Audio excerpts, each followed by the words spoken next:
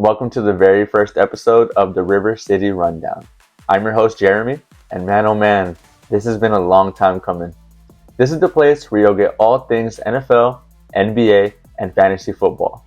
Now, in today's episode, we're kicking things off with football on the brain because preseason wrapped up this past weekend, NFL fantasy drafts are upon us, and it's time to get you ready for the season ahead. Now, here's a quick rundown for those of you who don't know. I'm a Christian man, family first, fantasy football junkie, and self-proclaimed #1 Spurs fan. Sports has always been my passion, but after many years of just talking about this, I decided it was time to finally sit down, fire up the mics, and share that passion with all of you. Rivercity Rundown is a place where you'll get insight, entertainment, and hopefully a couple of laughs along the way as well. But hey, you didn't click play just to hear my backstory. You came for football talk. So let's dive into the very first edition of the eye test, where I break down what I'm seeing and what it means for your fantasy squad. This is the eye test. No spreadsheets, no robots, just where I break down what I'm seeing on the field and what it means for your fantasy team. Now, in today's episode of the eye test, we'll be talking about my sleepers, breakouts, and busts for the 2025 fantasy season. Now, to define the term sleeper, these are simply guys that I think will outproduce their current draft position, so their ADP. I'm going to go over 3 guys that I think are worth stashing on your team because they may not be providing instant fantasy value, but later on down the line in the season when injuries happen, waiver wire pickups, guys I think in your league will be looking for these players and they will be long gone and sitting nice and pretty on your team's bench for the time when it comes in handy for you to put them in and start them, whether you're streaming them or they become a weekly play. So at number 3, I've got Chig Okonkwo, tight end from the Tennessee Titans. Now, last season, there was an uptick in Okonkwo's production and his usage, and I think that was a great sign into what the future could hold for him. He's a young tight end who can be a vertical threat. Now, in Tennessee's offense, he wasn't highly volatile because there wasn't a whole lot of offense to be talked about anyways in Tennessee. But with that uptick, I think that was a good sign for what the future had in store. Little did I know, the Titans would secure the #1 pick in the NFL draft, and they would select Cam Ward. Now, I think Cam Ward and Chig Okonkwo, as well as Calvin Ridley on this offense, are going to be a very slept-on offense this season. I'm truly putting a lot of my chips in on that trio. I think that Chig Okonkwo will certainly outproduce his ADP. I think that the old age adage of a tight end being a rookie quarterback's best friend will live true. And at number 2, I've got Trey Benson, running back from the Arizona Cardinals. Now, while those of us who watch the NFL and play fantasy football know, James Conner is the clear #1 lead running back in this backfield. But I think that Trey Benson is in a very peculiar position this season. James Conner had great production last season. However, I'd be remiss to say that there isn't some sort of uncertainty there with how long he can stay healthy and if he can manage to do that for an entire 18-game season. Trey Benson showed that he can be that read-down running back, but should there be an injury that arises in that backfield, Trey Benson will not only be a guy you want to have as an insurance hold, but he's going to be a guy that you can count on for weekly RB2 flex production going forward. So for that reason, I think that if you're going to have a guy who is such an appealing assurance option, Trey Benson is a guy that you're going to be able to get in the maybe 10th through 13th round of a 16-round fantasy draft. I think it's worth using that pick to stash him on your bench should the time come. And at number 1, I've got Marvin Mims Jr., wide receiver from the Denver Broncos. Now, this is a guy I'm taking in just about every single league that I'm in. I think that Marvin Mims Jr. is going to have a big Year 3 league, and here's why. Towards the end of last season, his production was outrageous, and although I don't think it will be replicated, I do believe that he showed chemistry with Bo Nix towards the end of last season.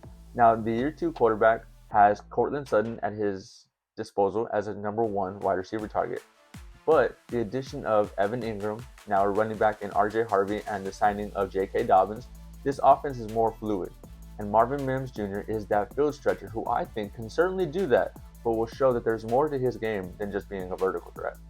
I do believe that Marvin Mims Jr. will show that he has wide receiver 2 upside in this offense, while I also believe that the Broncos offense has what it takes to be a top 5 to top 10 offense in the league when it's all said and done this season. Marvin Mims Jr. has explosive playmaking ability. Marvin Mims is also a guy who is very, very fast. He has explosiveness with the ball in his hands. And now, I don't always think that preseason play is an outlier for what the regular season has in store, but I think it's worth noting that in about 80% of the snaps that Bo Nix and Marvin Mims had together during the preseason this year, it was a 2 wide receiver set. And that means that he's on the field at the same time as Courtland Sutton, meaning they are going to be looking for both of these guys. They're certainly both going to be getting the targets that it would require to make them fantasy relevant. And I know that Marvin Mims Jr. has that upside. So as long as he's getting a high usage rate on a week-to-week basis, he doesn't have to have 7 catches a week to be, somebody who I've got my eye on. As long as he's getting that decent target share, anywhere from 13 to 20%, I think that is more than enough for a guy that you can snag in the middle to late end of rounds in drafts. So I think that certain guys on this list could end up winning you weeks at a time in fantasy football. My favorite sleeper this year is Marvin Mims Jr. I'm planting my flag right here. And if I'm wrong about it at the end of the year, hey, you can roast me about it later. All right, and now onto my breakouts for the 2025 season. Now, I'm also going to define what I have considered as a breakout. I think a breakout player is a guy who is primed to make a leap this season, whether it be poor production last season, not enough opportunities, target share, usage, quarterback play, whatever the case is. I think that these 3 guys are in a position that is very intriguing to have them ticked as breakout players, guys who can end up in the top 25 in their respective positions. At number 3, I've got Rome Odunze, wide receiver from the Chicago Bears. Rome Odunze is a very, very interesting player. Although he got a lot of targets last season, this offense, with the addition of Ben Johnson as their new head coach coming over from Detroit, it's got a lot of people excited, and it's got a lot of people talking about what this new Chicago offense can look like to somewhat replicate what Detroit's offense was last season and the year prior. As we all may know, Detroit's offense was a very high-powered and potent offense. And Chicago has a lot of these similar pieces. They are similar in the sense that you have a DJ Moore, who is that number 1 wide receiver, like an Amon-Ra St. Brown. But you've got Rome Odunze, who is different than Jameson Williams in the fact that Jameson Williams is more known as a field stretcher and a vertical threat. Rome Odunze has a big body and a capability to be a high vertical threat. So with that, and then you've got the running game with DeAndre Swift and Roschon Johnson, and the addition of Colston Loveland, and you of course still have guys like Cole Kmet. I think that this offense is going to be very interesting. Could be high-powered, maybe not right away, but I do believe that Caleb Williams will get his feet underneath him, and he's going to be one of the biggest benefactors in this new scheme that Ben Johnson is bringing over. I certainly think that Rome Odunze is fit for a breakout year this year, and I know it's just his sophomore year, but after a somewhat disappointing season last year for those who had a lot of hope on him, this is the year he cashes in on those bets. At number 2, I've got Trevor Lawrence, quarterback from the Jacksonville Jaguars. Although it feels like a lot of us have been waiting for that breakout play from Lawrence for quite some time now, as he heads into year 5, I think there's no time like now. With the signing of Liam Cohen coming over from Tampa Bay as the new head coach in Jacksonville, the additions of Travis Hunter into the draft, with the 3-headed backfield with Bashal Tutin, Tank Bigsby, and Travis Etienne at the helm right now. You've also got the upside playmaking ability with Brenton Strange and what he can be in this offense. You have the superstar play and the clear-cut number 1 wide receiver on this team and top 5 in the NFL at this time, Brian Thomas Jr. There is no time like the present for Trevor Lawrence to show that he has what it takes to lead a team to that next level. Trevor Lawrence has always had the upside ability with his legs, and he uses that every single season to provide consistent top 10 upside with fantasy quarterbacks. I think that in this year, he's going to have the passing options. He's going to have an offense that is going to be ready to go now. And Liam Cohen is a very, very great scheme maker, creator, whatever you want to call him. Now, Trevor Lawrence, in my opinion, is going to add with his legs, as he does every year, and show that this year he has what it takes to be a top 7 quarterback in fantasy football. This is someone I am really high on this season going into 2025 as a potential breakout candidate. Now, at number 1 on my list, this is a guy I was almost certainly going to put on this list regardless. I'm going to be honest with you. Towards the end of the year, I said there's no way he doesn't bounce back in year 2. I think you might know who I'm talking about already. I've got Marvin Harrison Jr. on this list at number 1 for my breakout players in 2025. It's been said that he added about 20 pounds of muscle in the offseason. You don't just add 20 pounds of muscle because you think that you did a good job in the previous season. I think there was some anger in those weight rooms. I think there was a little bit of, not resentment, but he left a lot to be wanted on that football field last season. I think that Marvin Harrison Jr. is going to break out in a big way this season. And by the way, for those of you who know, his daddy was Marvin Harrison, hence the junior at the end. There's no way they weren't running up routes all offseason. I've got Marvin Harrison Jr. just breaking out in an astronomical way. I'm very, very high on him.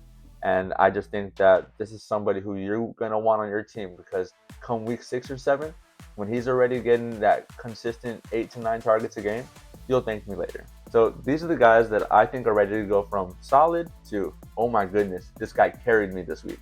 This isn't me just hyping up these players either. This is the eye test. I see it and I believe it. And then of course, we've got to talk about the busts. Now let's start by defining what I believe a bust is, because by no means do I think these guys are bad football players. There's a reason they're drafted, there's a reason they made the 53-man roster. They are the best in the world at what they do, and that's playing football. This is just in terms of how it produces into fantasy production. So let's just be clear on that. These are guys that I think are being overhyped, that I'm going to avoid taking too early. Underline too early. I'm not saying that they don't deserve a spot on your team. I just wouldn't use my first early round picks on these guys on this list. Players who I think are busts are typically players that I think are going way too early in drafts, and they could burn you if you're not careful. Drafting one of these guys is like buying gas station sushi. Sure, you can do it technically, but you're probably going to regret it later. At number 3, I've got tight end Sam Laporta out of the Detroit Lions. For those of us who drafted Sam Laporta his rookie year, we had high hopes going into year 2. I wasn't fortunate enough to snag him in any league that I tried to last season, but maybe that worked out to my benefit, as he had somewhat of a drop-off going into year 2.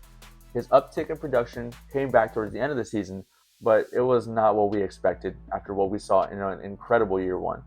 I do believe that the emergence of Jameson Williams in this offense, the departure of Ben Johnson, I think that this offense is going to go in a new direction to where he is still used, just not in a way that produces to consistent fantasy production.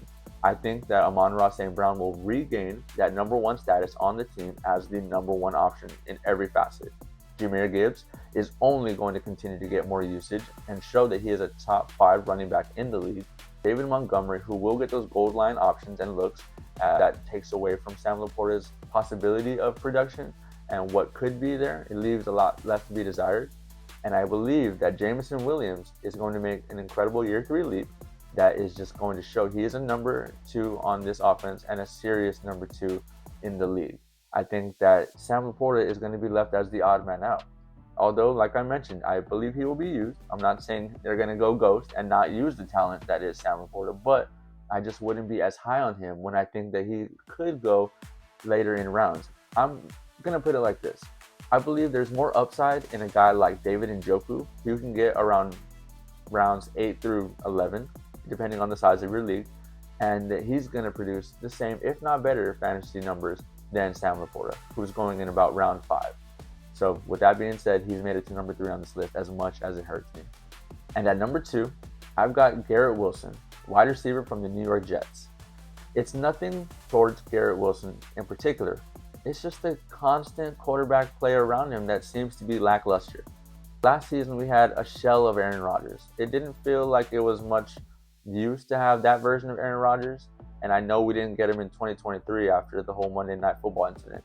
So Garrett Wilson, it seems like, has been under consistent disappointment because of the guy who's throwing him the rock. In this year, I don't expect a whole lot better with Justin Fields at the helm. I know that Justin Fields has great fantasy possibilities with how much he uses his legs, but I just don't think that translates to the receivers on his teams. Going back to his Chicago days, I just don't believe that Garrett Wilson has the guy under center right now who's going to deliver him and take him to that next level that the talent already shows he's capable of. I just believe that Garrett Wilson is just another one of those guys who unfortunately is going to be at the expense of poor quarterback play. So for that reason, he's made it to number 2 on this list. And my number 1 bust. This is a guy who, when he's on the field, he's great. He's exceptional. He's a top 10, top 15 fantasy running back every single year. But you got to get him on the field first. And this guy is Joe Mixon. Now, I love the saying, availability is sometimes the best ability. And unfortunately, Joe Mixon has not been available enough to rely on him. Now, I've seen his ADP absolutely plummet in the last 3 to 4 weeks, which I think is an outlier of how he should be drafted. If you can get him in rounds 13 to 15 or 16 even, I would say take him, because there's the potential he comes back and plays. Heavy on the word potential. Until then, until he shows that he is a guy who's going to be working out with the team and he's somewhere to be found, I just wouldn't see myself taking the risk on a Mixon who you can get, other talents such as Trey Benson, like I mentioned earlier, in rounds 10, something like that. You can get a Jordan Mason, in round 10 or 9. There's just other options that I think that you should consider rather than going the route of a guy who, yes, when healthy, is a top 10 to 15 running back in fantasy purposes, but you've got to get him on the field first, and God knows only when he's going to be on the field. And I'm not willing to ride that roller coaster. So for that reason, Joe Mixon's made it to number 1 on this list, and I just think that he's someone you should avoid if at all possible. So that's my eye test, my sleepers, breakouts, and busts for the 2025 season. Now let's shift gears a little bit and let's talk about what's been going on around the NFL. As the preseason just wrapped up this past weekend, let's get you ready for week 1 because there's a lot to talk about before week 1 actually kicks off on Thursday. And now to start off with some quarterback situations. Like in Cleveland, Joe Flacco is still quarterback 1, which is a little bit crazy to me. And let me start by saying, I like Joe Flacco. I respect the man. But what I will say is that he's been in the league since Blockbuster was still around. And that's no shade to Blockbuster or Joe Flacco. I'm just saying that if I'm a Browns fan, which I'm not, I'd like to see what the young guys got. Gabriel specifically. I think that he showed some promise in the preseason. He showed some real pocket presence. He delivered the ball on time and on target most of the time. And I think that from game 1 to game 2, he showed a lot more growth and promise. Whereas Shedeur kind of consistently struggled in games 2, or he didn't play in game 2, but in game 3 that he did play in. It was getting pretty ugly there for a minute. So I just think that Gabriel showed that he's going to be the backup quarterback. But I do understand this move from a general manager perspective. I think that maybe things change if the Browns end up going 2-6 to start the year off, and then they make the switch to Dillon Gabriel. Because at that point, you gave Flacco a chance. You were looking to see what could happen and what could be of this year. But at that point, you let the young guy ride it out. You see what you got in him, and then you move forward to where you know going into next year's draft what positions are of dire need. Fantasy managers of David Njoku and Jerry Jeudy have got to be thrilled about this move. I would personally say that this is the best case scenario for those players in specific. Now let's move on to New Orleans, because this quarterback situation is a downright mess. In this past year's draft, the Saints drafted Tyler Shough in the 2nd round. At 25 years old, Shough was drafted to be the quarterback of the future, right?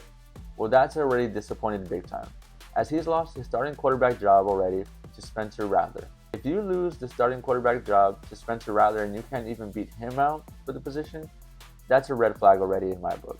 The defense is still led by Cam Jordan, and with minimal bright spots on the offense, with just a couple names that I can mention as Chris Olave and Alvin Kamara, there's not really a whole lot more to look forward to. I can almost guarantee you that the Saints are going to be picking early in next year's draft, and when they do, they'll be looking for another quarterback. Now on to injuries, and this is a big one. Devon Achane's calf injury is still looming, and there's one thing we know about these soft tissue muscle injuries, like the calf, the hamstring, and the Achilles, is that they are tricky and they linger. And there is a very high re-injury risk when dealing with these things if you come back too early. They can change a player's season overnight. What I will say is that Miami's backfield is already looking shaky because not only is Devon Achane struggling and dealing with injury, but the guy who was supposed to be the backup in Jalen Wright is dealing with a left leg injury, and he hasn't been cleared to run yet, which leaves Ollie Gordon. But Mike McDaniels says that Achane will be ready to go for week 1. Now, should he be ready, there's going to be a lot of hopes and optimism that he's able to produce at a high level. But if I'm a fantasy manager of Devon Achane, that's a lot of question marks heading into the season. Some good news though. Terry McLaurin, as I'm sure you're aware of by now, locked in his 3-year, $96 million contract extension with the Commanders. Now, Washington fans can finally relax, and managers of Terry McLaurin in Fantasy, who were sweating his Week 1 status, can finally breathe again.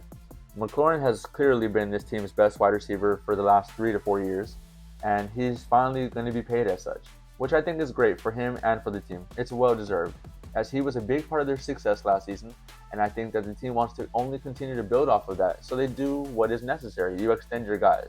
Now, meanwhile in Dallas, as Cowboys fans are well aware of by now, Micah Parsons was traded to the Green Bay Packers for 2 first-round picks and Kenny Clark. Now, I did not see this coming by any means. As a matter of fact, I was discussing with some coworkers maybe 30 minutes before the trade was announced that I expected an extension from Jerry Jones to come within maybe 48 hours from Thursday's kickoff. I was wrong in a big way, and I was disappointed but not surprised. Truly, there is no underestimating what Jerry Jones is capable of as the owner, GM, and everything that is the Dallas Cowboys. If you've seen the documentary America's Team on Netflix, you had an idea that this was well within the realm of possibility, and you will realize that this is not the first time a player of this magnitude has been shipped away from the Cowboys. Hopefully, this works out in the favor of the Cowboys and their fans, because the fans are the ones really being put through the ringer. This has been a 30-year-long drought, and it just seems like at every stop of the way, they're getting crapped on. It's painful to watch. Micah Parsons was my favorite player on this team, and it hurts to see him go. It certainly hurts to see him go to Green Bay, because there's a few teams I think should be on a no-trade list, and that's the Green Bay Packers, the San Francisco 49ers, and any division rival such as the Eagles, Giants, or Commanders. But hey, it's a part of the business, and it happens. So all we could do is go up from here. But what I was banking more so on was the fact that Micah Parsons considered himself to be close, quote-unquote dogs with Jerry Jones, and that he was a for-lifer. Well, now he's been paid that 5-year, $188 million extension. It sounds like he's going to be a for-lifer in the Green Bay area. And to close this out, let's talk about the preseason standout that I've got my eyes glued on, and that's got to be Isaac TeSlaa, wide receiver from the Detroit Lions. Now, this guy is a physical freak. At 6'4", 215 pounds, he ran a 4.43 40-yard dash, and he had a 39.5-inch vertical jump at the combine. At the college level, he never really panned out and did much, but in the preseason, he has been putting on a show, and he maybe gave us the best celebration with that worm he did in his last preseason game. Now, listen to these stat lines. 2 for 46 against the Chargers in week 1 of the preseason. 2 for 18 and a touchdown against the Atlanta Falcons. 4 for 41 and another touchdown against Miami, and 2 for 41 and another score to close it out against the Texans. That's consistency, that's production, and that's a guy making a serious case, not only to make the 53-man roster, but to potentially slide in as a wide receiver 3 on an already potent and dangerous offense. So yeah, Cleveland is going with the old guy. New Orleans might regret their draft pick. Miami's backfield is getting scary thin. Washington locked down their star, and Dallas lost theirs. Also, Detroit might have a rookie that just might be the next big sleeper. Week 1 cannot come soon enough. And that's going to do it for episode 1 of the Rivercity Rundown. I can't even begin to tell you how good it feels to finally kick this thing off. Now, if you stuck with me this far, thank you. I appreciate you. Seriously. And this is just the beginning. I've got so much more in store for the season ahead. Alright, y'all. And that wraps up today's rundown. I do want to hear from you. Who are your sleepers, breakouts, and busts heading into this season? Hit me up on social media and let's talk ball. And don't forget to follow the podcast so you're locked in for every new episode. And that's going to do it for this episode. Appreciate you listening, and we'll run it back soon.